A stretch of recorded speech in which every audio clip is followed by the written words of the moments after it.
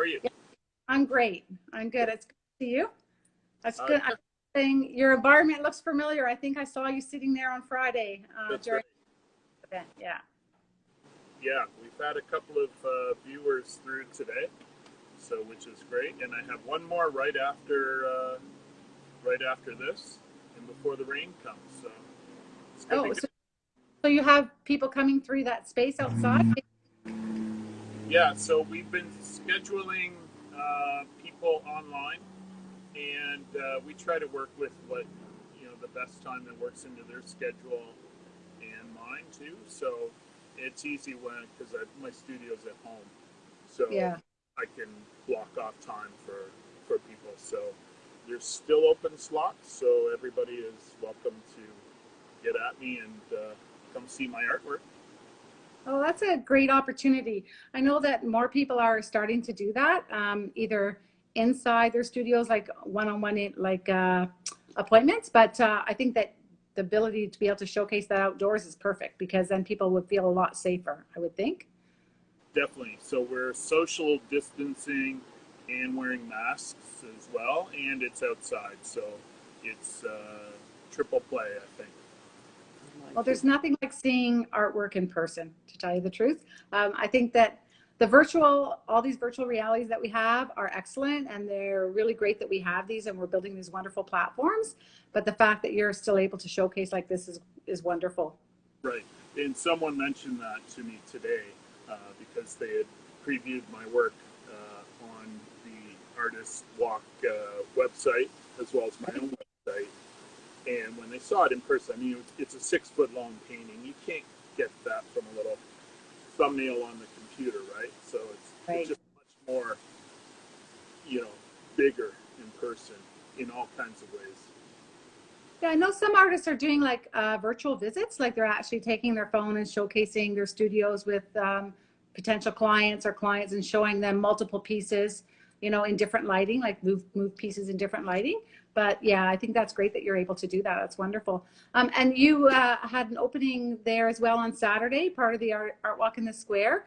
There are pop-up opportunities all over the GTA and into Hamilton and Richmond Hill. There was an artist or two. So how did that go for you? Good. It's just sort of just a big continuation. I feel like some people couldn't make it on the Saturday, so we Right. just sort of held it over. Where it's easier. Some people could make it Sunday or not till Monday. So um, Right. it's all good. Like I said, I'm at home, willing to work uh, with my schedule, with everyone else's schedule. You know. Well, maybe you could showcase a piece of yours you're working on, or maybe share a little bit about your practice for those who don't know your work, Gordon. Sure, yeah. Well, my work is very linear. I work with acrylics on canvas. It's mainly buildings that I see around Hamilton, Toronto, wherever I travel to. I guess it's geometric. It's very. I use a lot of shadow play in my work, so Hmm. that kind of gives it a 3D, a little bit. It's recognizable, but it's also a little bit abstract at the same time. So I think it kind of straddles both worlds. Um, and what, what am I working on? You Was can that the other showcase question? that one. Oh yeah. So for instance, this painting is one of my newer ones. It's called Jurisdiction. So I can't quite see that. Oh, You might have to shift your sorry. camera just a little bit so we can see a little bit better. There, I can see a piece a bit better. Yeah, yeah, that's a little bit helpful. Yeah, There that's we go. great. Yeah, now we get a bit better sense of your work, so people can kind of see the linearness of your work and how it's abstract, but yet not, but still very recognizable. Right. And very I don't know, kind of graphic style, I suppose. Like Mm. I love comics, comic books, graphic novels. So it's all very, yeah, kind of graphic, kind of flat but 3D at the same time. I don't know. There's a lot of ways to describe my work, I guess. Gordon, do you find because some of your because your pieces are inspired specific and specific locations that people are looking for specific locations, or do you do a lot of commission work with the pieces that you create? Yeah, so it depends on the person. Some people, I've been working a lot of commissions, especially since COVID. Uh, those tend to be larger pieces. Right. The As far as specific locations, I kind of like working with sort of the just ordinary everyday, uh, Mm-hmm. very plain looking things that maybe you would just bypass normally. I like to bring out a bit of the beauty in the everyday. I feel that that's the challenge that I enjoy. Yeah, I can really see that, because most people wouldn't think, oh, like I want to paint a picture of where the roof is really like concrete and very like takes a huge part of my piece, right? Like it's not something that most people might just think about right away, but with your composition and everything that you've created, it I could see the one behind you, for example. It becomes quite a statement in itself, right? Like sky, roof, home, and then like what does that feel? What does that feel like? So do you find that a lot of people buying your work are people just interested in the general shapes and graphicness of the piece, or is it that it reminds them of something? I think it provides a mood that gives people a feeling, Yeah. whatever that is. They connect to it. People have said it makes them feel happy, or it makes them wonder what is in the windows of these buildings, or uh, who has lived there over the years. So people have all kinds of different connections to it. I try not to think too hard about it. What I like to get a good composition first. So when I'm looking around, I'll just see something and I'll think, well, that looks like it would work. And then colors and things like that, I can always play with. But composition for me is always it's there. If you don't have composition, you're not. The rest of the painting won't hold. Right. And how do you choose your colors? Like how then did you figure out the composition first and build your color palette out of that, or you have your color palette figured out and then you kind of work through the composition with the color palette? Like does your color palette change throughout the process of creating a piece? It sure can, yeah. In fact, I'm doing a commission right now where I've completely changed everything except the composition. I've Right. changed Yeah. colors.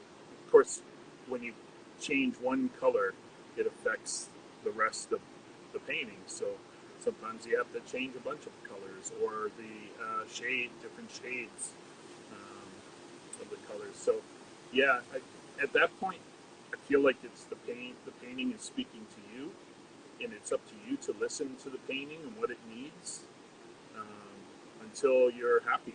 You get to the point where you're happy, and if you're not happy, well, maybe you just put that one aside and come back to it at a later date, or maybe you just paint over it, or Right. just say, well, that didn't work, move on.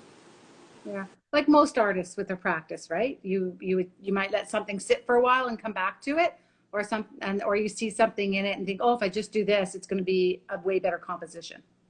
I think so. Yeah. Sometimes you get a little too familiar with the piece and you lose perspective, and then maybe you turn it to the wall for a couple of weeks or a month, and you come and you flip it around and you say, oh, well, I know exactly what it needs. So you mentioned that you're working on a bunch of commissions, especially through this COVID season. Is there anything else you're excited about working on or with? Like, are you working with any galleries, or is there anywhere else we'll see your work? Yeah, sure. I'm have a show coming up at the Paula White Diamond Gallery in Waterloo. It's called Big Big Ideas. Big Ideas show. That's right. And then I'm doing their Square Foot show as well. So they're in Waterloo. I'm with Canvas Gallery in Toronto as well, and they're Right. great for me. And I'm with the Art Gallery of Hamilton in their retail and sales program here in Hamilton. Oh, And wow. they're open to the public, so it's also a great. Uh, you can go see the art for sale or rent. And you can also see the great just masterworks that they have on display there. It's a great gallery. If you haven't been to Hamilton to the AGH, you really need to go.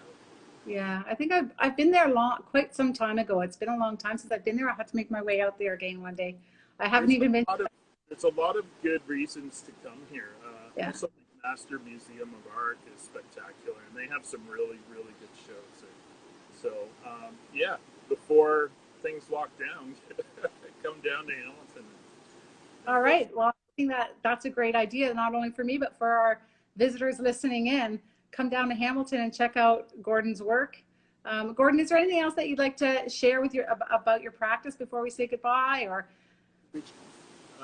Well, just to kind of reiterate, all my work is original, one of a kind. I don't do prints. They're paintings. I get asked a lot of questions if I do prints or if they're series or whatever. What else? I think that's it. Go to gordonleverton.com and check out my Instagram at Hamilton Artist, and also go to the art walk, the virtual art walk with the artists now. yeah, so you've got a lot, like quite a few pieces up there. I've saw them. They look fantastic. I'm excited to see you doing the show, and wish you great luck in your other upcoming shows. Great, thanks, and same to you. I really appreciate it. All right, well, we'll talk to you soon. Thanks so much. Thanks. Have a great day.